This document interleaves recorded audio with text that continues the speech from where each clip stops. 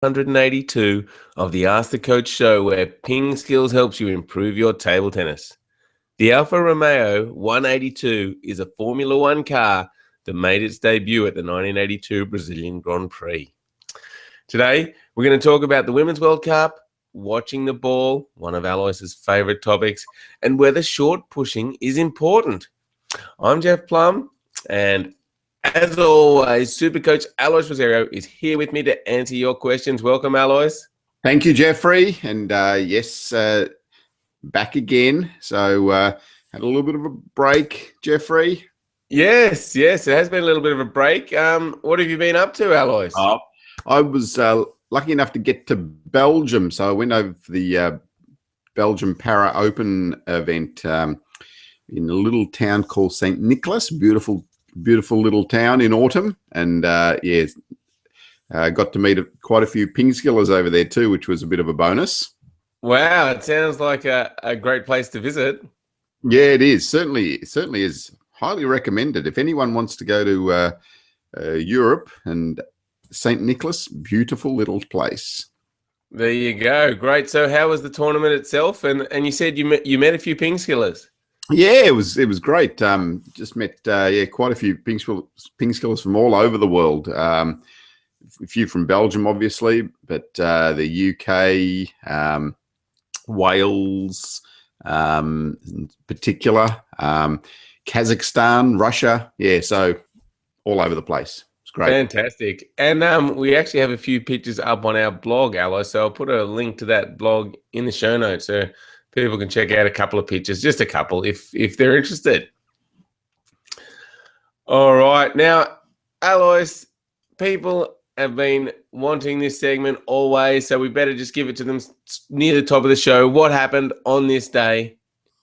Yes, indeed. So this is what everyone waits for. 1960 it was, Jeffrey, and JFK, the youngest elected president of the US, was elected today in 1960. That's a long time ago.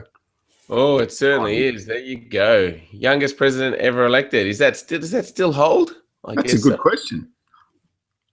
I guess so. All right. Lovely. People will love that. Now, Alois, on the weekend in competition, I set a new PB of just under 30 seconds to solve the Rubik's Cube. So I was pretty happy with that. It's still pretty slow, though, compared to all the young kids that just and solve it. And, you know, the fastest, I think, was just over 6 seconds yesterday. And so I've got a long way to go still. But, you know, PB, so happy with that. Yeah, and under 30 seconds for the first time in competition, Jeff. So you've done it under 30 seconds before, right? I have, yes. So we often get this question come up, you know, like in practice and in training, I can do it, you know, under 30 seconds. And in competition, I can never do it under 30 seconds. You're finally broken through. What was the difference, Jeffrey? To be honest, I think just more practice. Because like you solve a lot of the time, and then only a small percentage of the time was I getting under 30 seconds. So you really just need to get better so that you get closer to that. So you give yourself an opportunity. I mean, you can practice thousands of solves, but then in the competition, you only get 5 solves. So you really do, you know, need to just get better. So, and I think in table tennis, Alois, that helps as well. The better you get, obviously, the better you're going to perform in practice. I know it sounds obvious, but sometimes people think that, I think people think they're maybe at a slightly higher level than they might be. But when you're in competition and the ball's not coming where it's meant to, and in cubing, when you get a new scramble you're not used to, it's just, you need to be able to handle that. And the more you've practiced, the better you're going to be able to deal with that. Does that make sense? Yeah, absolutely. And there's always going to be that little bit of tension too, isn't there? Like, you know, because in competition, you're a little bit more excited. And so there's going to be that tension involved, which is good, which will actually help you later on to increase your performance. But yeah, it's just dealing with all those new factors too, isn't it? Just as you say, the new scramble, something you've never seen before. In table tennis, it's dealing with a new shot, you know, playing against a different person, or just playing in a different hall, different venue, all those sorts of things. So, and as I think you made a really good point there, Jeff, you know, like we sort of expect to play at the top of our form all the time, especially in tournaments. We expect that, you know, this is what we can do all the time. But if our range is here, well, I mean, most of the time we're going to be playing in the middle of that range, not at the top. And at the tournament, I suppose we put more pressure on ourselves to play at the top level all the time. But in training, sometimes we play here, but sometimes we also play here. Just in a competition, we worry about it more, and there's results on the board, isn't there? So if this result doesn't come, then we start to stress. So yeah, just expect that, you know, if this is your range, this is your range, and you've got to just move that range up higher, as Jeff said, with practice, and then the results will get better as well. Exactly. And I think that expectation can make you a bit nervous. And I know this has happened for me too at these cubing comps, Alois, because I've wanted to do up here, but, you know, realistically, like you said, I'm probably going to do in the middle. And, you know, I have been getting nervous at these competitions, and I've sort of been trying to work on that. And I'm getting a little better. But yeah, so when I went there yesterday, one of the kids said to me, "Oh, I've seen you before." He goes, "Do you get nervous? Because I see your hands shaking when you're trying to solve the cube." So, you know, it affects everyone. Just things you got to deal with. Yeah, that's interesting, huh? Yeah, so Yeah, certainly is. An Olympian in a cubing competition gets nervous. So, you know, guys, if you're out there and getting nervous, don't worry.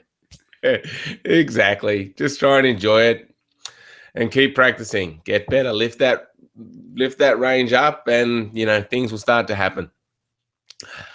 All right, Alois. The last PingSkills question of the day we had was, is serving too big a factor in table tennis, and should the serving rules be changed to make it easier for receivers?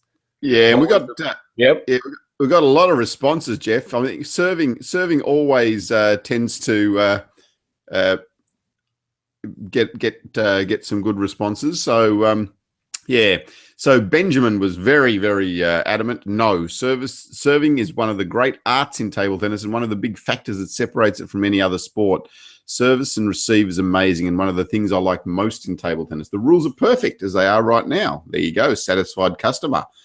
On the other hand, there's there's a few other people that have said, you know, Mark Taylor said, are there serving rules? Weren't they changed recently to make it easier for receivers? Oh, that's right. No one enforces the current rules, so servers can do what you want anyway. A little bit of truth in that too, Mark. And Philip Boyle, yeah, one of our dear friends, and a deep thinker said, I heard a deep thinker once suggest forcing serves to one side of the table, a la doubles, and that was a theory that Phil's put up to us, and we've discussed a bit before as well. So certainly worth exploring still, Phil. We'll have to try and get this this rule changed, and we will here on refer to it as the Philip Boyle service rule. That's funny. Now, what are your thoughts on this, Alois? Yeah, I do think they do need to be changed in some way, because I think just to make the rule a bit simpler. That's all, and then I think it will just balance itself out. So I like serving. I like the serving factor. I like the fact that you can, you know, experiment and do so much with your serves and so much with spin. And as Benjamin said, it is one of the factors in table tennis that makes it more interesting. But the rules need to be enforced or changed so that they can be enforced more easily.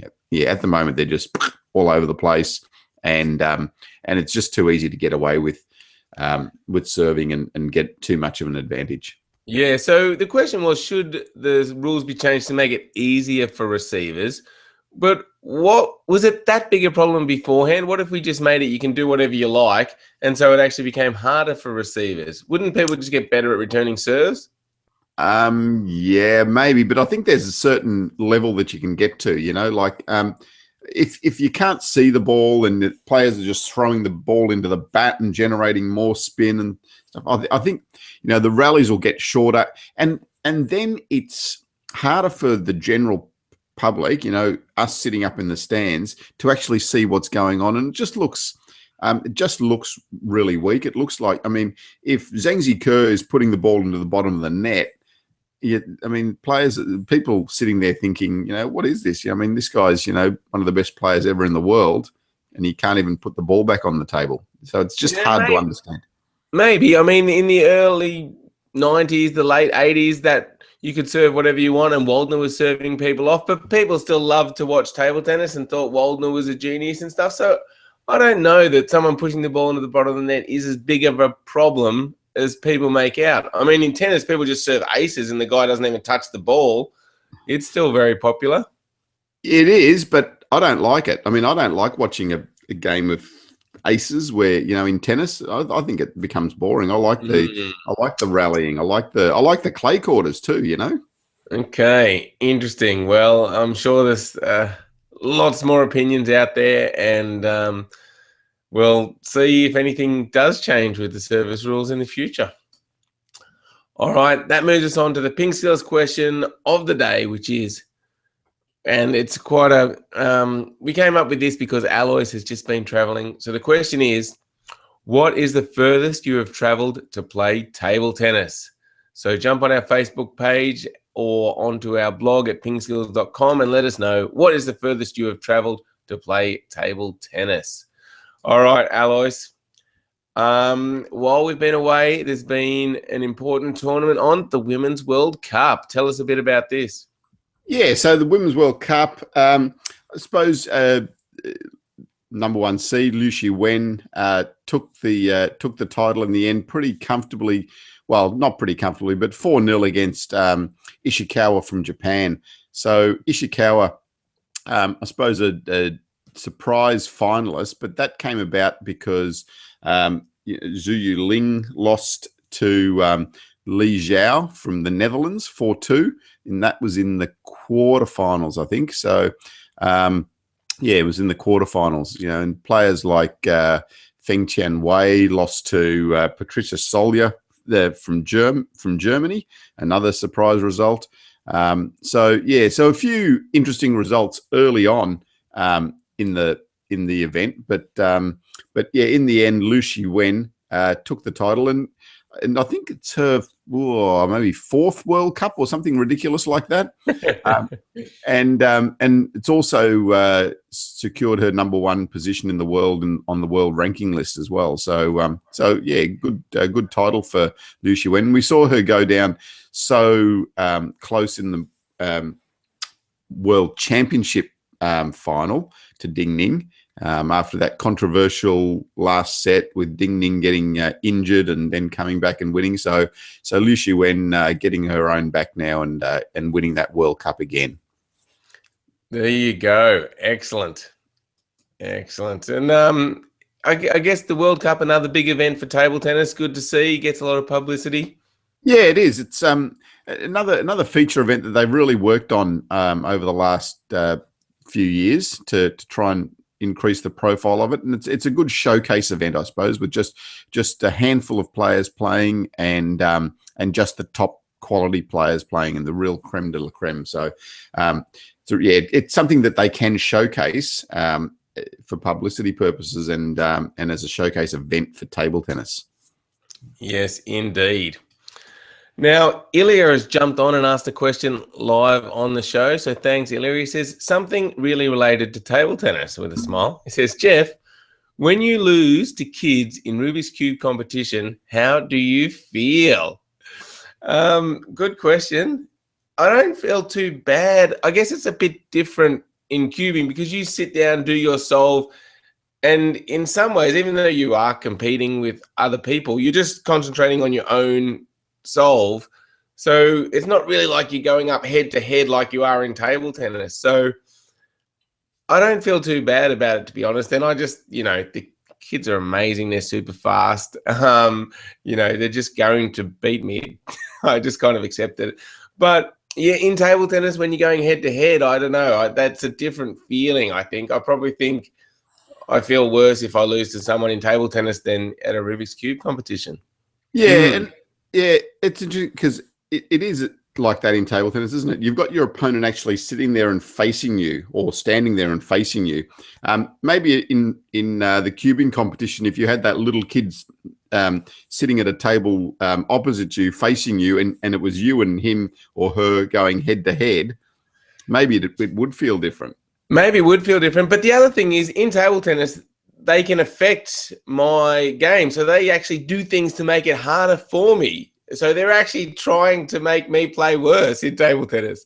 In a Rubik's Cube competition, they're not. I mean, maybe if they were standing there heckling me like you've done when I've done it at your house, Alois, saying, come on now, Felix would have been finished by now.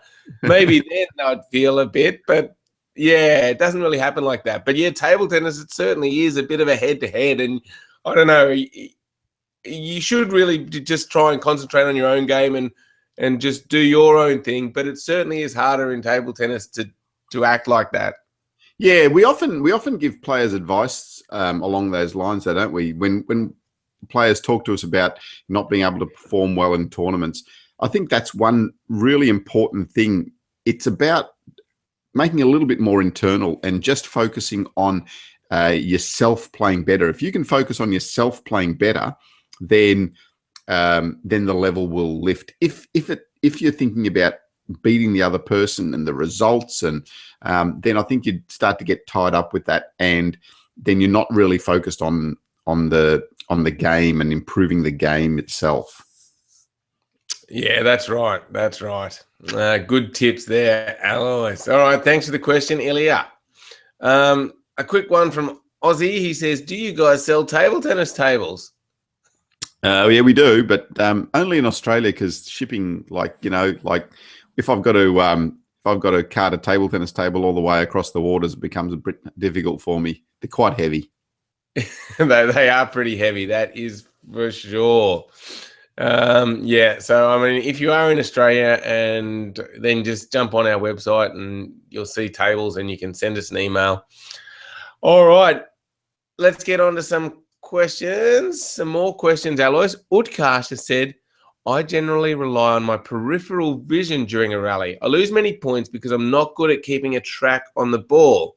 I tried watching the ball all the way to my bat, but when I can't concentrate on placement and watching the opponent's position. So do you have some advice here for Utkarsh? Yeah, initially it becomes really difficult to do. So we often talk about, looking at the ball and watching the ball and all that sort of stuff and tracking the ball.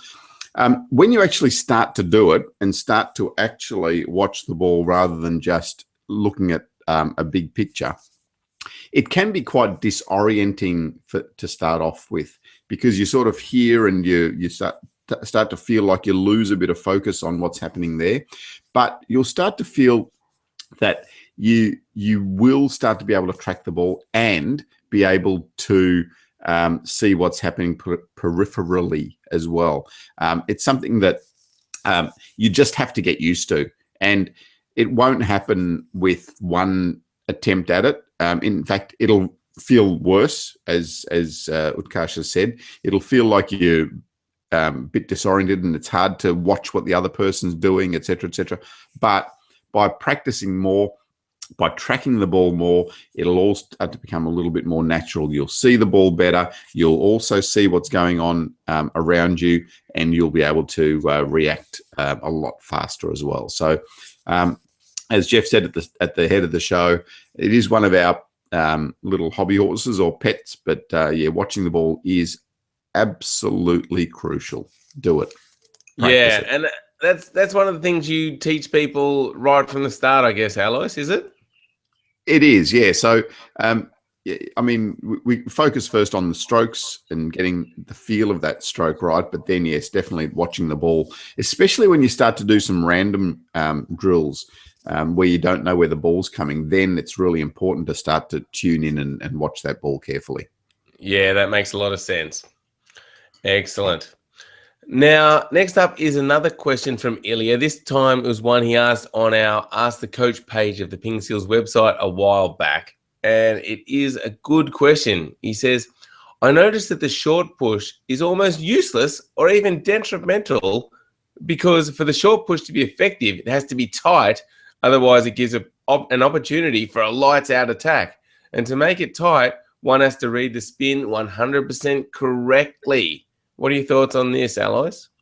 Yeah, so earlier in the question was talking a lot about at his level, so not at the very highest level of the game, and to a certain extent, it is completely right, Elia. It's quite difficult to get that short push correct, and especially at a local level or a club level.